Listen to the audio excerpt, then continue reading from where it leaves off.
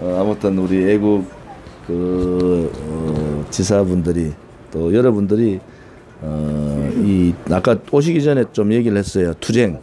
이 투쟁을 어떻게 갈 거냐 이런 부분도 제가 구체적으로 좀 말씀을 드렸고 이 투쟁의 방법은 원내 투쟁, 원외 투쟁, 해외 투쟁을 다 병행해서 하겠다. 그래서 그 투쟁을 하기 위해서는 세력이 필요하고 그 세력이 갖춰지면은 교육이 필요하다. 그런 방법을 통해서 우리가 할 수 있는 여러 가지 방법들을 강구하겠다 이런 말씀을 드리고요. 또 하나는 우리를 지지했던 사람 또 우리를 지지하지 않았지만은 선거 때 대세론에 따라서 또 다른 사람을 지지했던 분들도 이제 많이 이렇게 오시고 계시다. 그래서 우리가 좀 더 포용을 해서 그 뜻은 저분들하고 다른 게 있습니다. 그 다른 거는 우리는 박근혜 대통령이 이 거짓 탄핵을 그냥 덮고는 역사적인 죄인이기 때문에 못 가겠다는 겁니다. 그게 다른 거예요. 지금 한국당의 대부분 사람들은 이걸 덮고 빨리 넘어가서 잊어버리자 하는데 이게 잊어버릴 수 있는 상황이 아닙니다. 이 사람들은 안에 내용을 좀 더 공부해보고 좀 더 안에 이 박근혜 대통령의 탄핵이 이 좌와우 소위 말하는 이 우파 세력들의 이 중심에 섰던 박정희 대 반박정희라는 그 이 틀이 박근혜 대통령을 무너뜨린 거거든요. 맞아요. 그러면 이게 무너지면은 지금까지의 저들이 얘기했던 보수를 불태우겠다, 보수를 괴멸시키겠다는 게 보수 전체를 뿌려붓겠다는 거 아닙니까? 어떻게 그런데 우리가 거기에 동조할 수가 있느냐. 그게 다르다는 거예요. 그래서 제가 지속적으로 말씀드리는 중에 하나가 한국당도 그러면 안 된다. 한국당도 보수당으로서 살아남으려 그러면은 이 역사적인 보수 우파의 가치를 지켜야 되고 그 가치에 우리가 완전히 그 선동의 거짓의 업무에 넘어가는 이 박근혜 대통령의 탄핵이 그 중심에 있다. 이 탄핵을 제대로 판단하지 못하고 이거의 정의를 제대로 못하면은 이거는 보수우파 가치를 지킬 수 있는 보수우파 정당이 아니라는 거죠. 이 대통령의 탄핵을 묻고 덮고 그냥 넘어가서 정치적인 새로운 걸 하겠다. 이거는 전혀 이 보수우파의 역사를 모르는 얘기다. 그래서 우리는 그런 부분에 있어서 우리의 정통성이 있고 정당성이 있는 거다. 그래서 저는 그런 부분을 여러분들하고 또 지금까지 그 그다음에 선동 공작에 넘어가지 않고 지금까지 이렇게 입장을 지키고 있는 분들은 이론 무장뿐만이 아니고 생각이 다 벌써 이 내용들을 너무 많이 아시는 거예요. 그동안에. 그래서 우리가 자신 있게 얘기할 수 있는 것은 자 그러면은 보수 우파 그 중심에 박정희 대통령이 있었고 그것은 지금 여기까지는 박정희 대 반박정희의 관계가 쭉 지속된 겁니다. 그래서 이 반박정희 세력, 소위 말하는 우리가 말하는 종북 좌파 세력들이 그분의 딸인 박근혜 대통령을 뒤집어 버린 거 아닙니까? 그 사람들이 6개월, 7개월을 못 참아서 왜 그렇게 한 게 아닙니다. 그냥 해도 그 당시는 문재인이 될 거라는 얘기 많았지 않습니까? 그런데도 이것을 6, 7개월 땡겨가지고 뒤집어 버린 이유는 이제 보수에서의 박근혜, 박정희 이름을 못하게 그게 보수의 뿌리를 드러내는 거예요. 그런 저 사람들의 생각이 있는 겁니다. 이제 드러내놓고 얘기를 못하는데 저 사람들이 발톱을 내도 너무 빨리 낸 거예요. 뒤에 있는 전대협의 주사파 중심 세력들이 저는 그래도 한 6개월 정도 길게는 내년 지방선거까지는 발톱을 갖추고 뭐 이래 할 줄 알았는데 이게 말이죠. 50일 만에 70년의 한미동맹을 무너뜨려 버렸잖아요. 이런 김대중 대통령도 노무현 대통령도 이래 한 적이 없어요. 그래서 국민들이 지금 불안해하는 거예요. 이게 도대체 뭐냐?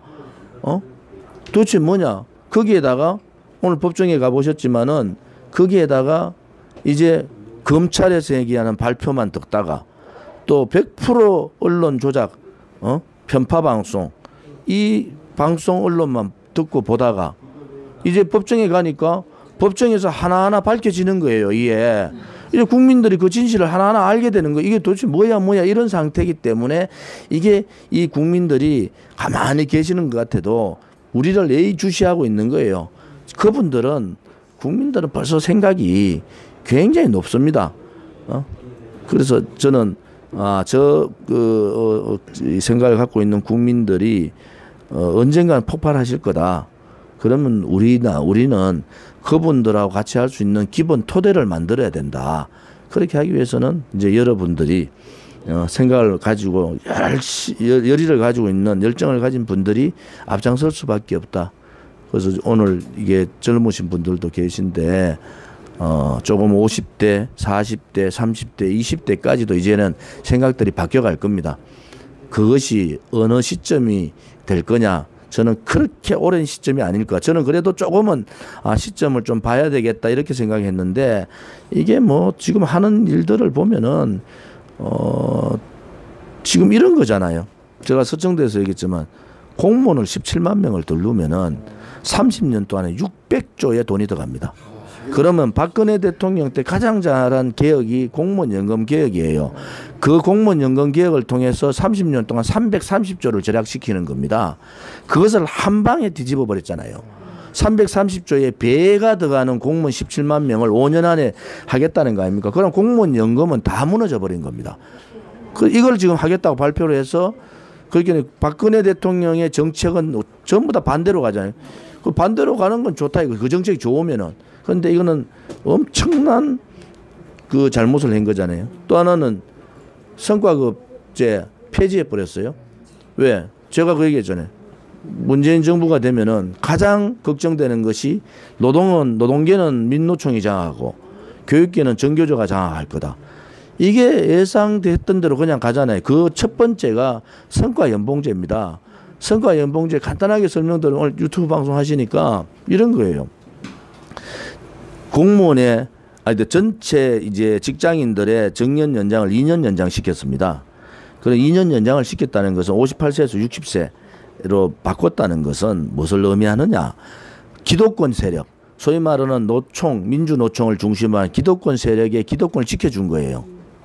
그러면은 한 공장에서 100명이 필요한데 이 사람들이 2년을 연장을 해요. 그러면은 2년 연장을 하면은 앞으로 뽑을 수 있는 청년의 일자리가 줄어드는 겁니다. 파이가 똑같은 파이에서 그만큼 기존 노동자들이 2년 연장을 하면은 그만큼 청년의 일자리가 줄어드는 거예요. 그래서 2년 연장하고 패키지로 했는 게 성과연봉제예요. 그러면 성과연봉제를 민주노총이나 한국노총이 엄청나게 반대를 하는 거예요. 왜 반대하느냐? 지금은 공기업 성과연봉제는 거의 다 했어요. 다 했는데 그것도 뒤로 돌려버린 겁니다. 그 다음에 한국노총, 민주노총의 소위 말하는 그 지금 전체 노동자의 10%도 안 되는 이 사람들이 전체 노동자를 대변하고 있다고 얘기하잖아요.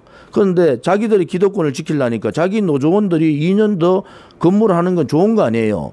저도 좋다고 봐요. 단지 하나 그러면은 청년 일자리 문도 같이 열어줘야 되잖아요. 그래서 우리가 5.18 가산점제 가지고 대학가가 난리가 났지 않습니까? 이거는 더 큰 문제란 말이에요. 이런 걸 이제 홍보를 해야 된다는 겁니다. 이 성과연봉제를 불과 50일도 안 돼가지고 그냥 폐지해 버렸어요. 그러기에 성과연봉제 잘했다고 했던 공기업들한테 돈 갔던 뭐 5,600억인가 몇백억 원 그거 지금 돈을 어떻게 나눠 먹을까? 이 국리 하고 있는 거예요. 어떻게 이 돈을 어떻게 할까? 이게요. 나라가 망해가는 거 아니에요. 이거는. 그럼 그 돈들이 다 어디 돈에 다 세금이라는 거예요. 그래서 우리 세금이 대통령께서 건강 문제하고 여러 가지 담배 이런 거 해가지고 억지로 욕 물고 욕 다 먹으면서 공무원 연금 개혁 했잖아요. 공무원들한테 엄청 반발하면서도 공무원 연금 개혁 했잖아요. 그런데 그 공무원들 그 명예도 지키면서 개혁했는 거를 이걸 뒤집어 가지고 50일도 안 되고 뒤집어 했다. 저는 볼 때 그거는 잘못돼도 한창 잘못돼도 아마 이러한 정책들이 굉장히 많이 나올 겁니다. 그래서 국회에 있으면은 이러한 정책들 정보가 다 들어오고 하니까 우리가 이제 국회에 있는 그런 정보들 우리가 또 원내 투쟁해야 된다는 것이 이런 거예요. 국민들이 알게 해야 되는. 왜? 원자력? 아니 원자력 없는 나라가 얼마나 좋습니까? 사고 안 나고 좋잖아요. 사고 위험도 없고. 단지 하나 전기요금을 배로 올려야 된다는 거 아닙니까? 그럼 국민들이 내 전기요금을 배로 올리는데 동의할 거냐는 거야. 그것은 데이터가 다 나와 있는 겁니다. 원전을 어떻게 줄이면 전기요금이 어떻게 올라가야 되고 거기에 따르는 원전의 비용하고 석탄 비율의 비용하고 그다음에 재생에너지 혹은 또 태양열과 같은 신에너지 이런 비용 자체가 다른 거예요. 이것을 그냥 원전 하나만 애들 데리고 와가지고 원전 이거 이제 폐지합니다. 앞으로 원전 더 건설 안 합니다.